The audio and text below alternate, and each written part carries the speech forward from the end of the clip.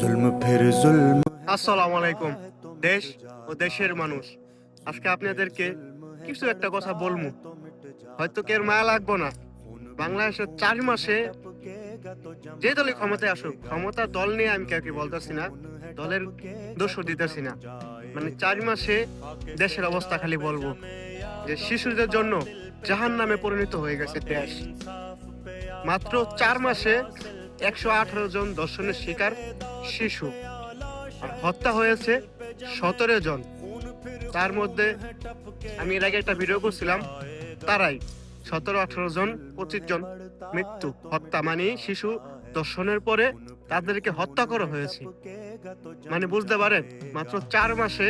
আমার মনে হয় না আশেপাশে কোনো দেশে 4 মাসে এরকম শিশু ধর্ষণ হয়েছে। আর বড়গুলা তো বাতিয়ে দিলাম, আফসোস।